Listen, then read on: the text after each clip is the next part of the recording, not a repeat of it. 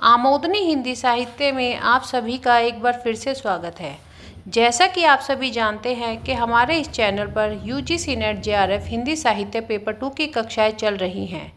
इस समय नेट पाठ्यक्रम से जो हमारा चयनित विषय है वह है आधुनिक काल, और आधुनिक काल में भी हमने जो विधा है वह चयन की है उपन्यास।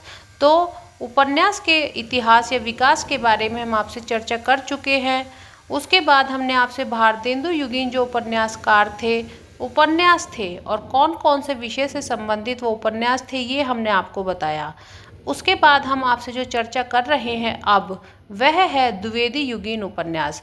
देखिए, द्विवेदी युगीन जो उपन्यास है तिलस्मी अय्यारी उपन्यासों की चर्चा हम आपसे कर चुके हैं।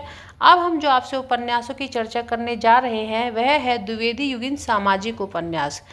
किसी भी समय जो भी परिस्थितियां होती है उस युग में, उस युग के जो परिस्थितियां हैं उनके आधार पर ही कोई साहित्य या कोई विधा पनपती है। देखिए, जब द्विवेदी युग था, भारतेंदु युग था, उस समय हमारे जो देश में औपनिवेशिक शासन चल रहा था ब्रिटिश सरकार का, तो उससे जुड़े हुए बहुत से विषय हमारी कहानी के, हमारे उपन्यासों के, हमारे नाटकों के विषय बनते चले गए।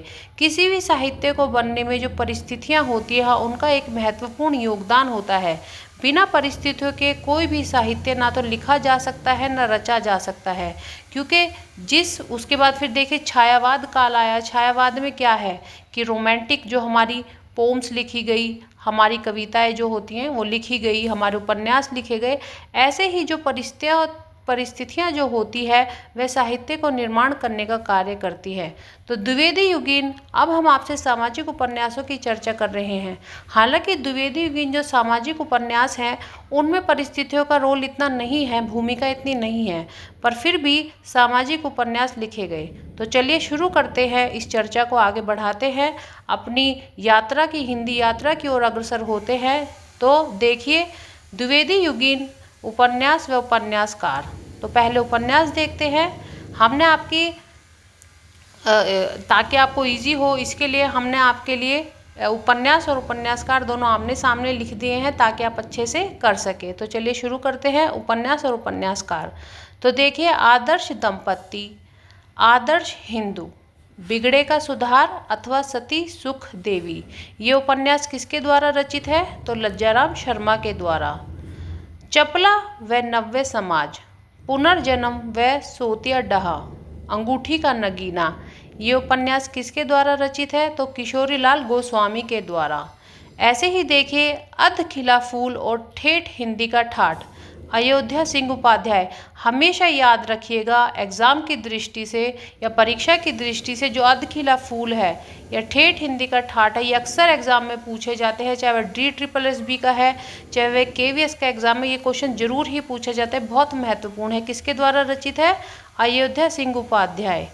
ऐसे ही देखिए, सौंदर्य उपासक और राधाकांत, सौंदर्य उपासक और राधाकांत उपन्यास किसके द्वारा लिखे गए? ब्रजनंदन सहाय के द्वारा। नवजीवन व प्रेम लहरी उपन्यास किसके द्वारा लिखा गया? राधिका रमण प्रसाद के द्वारा।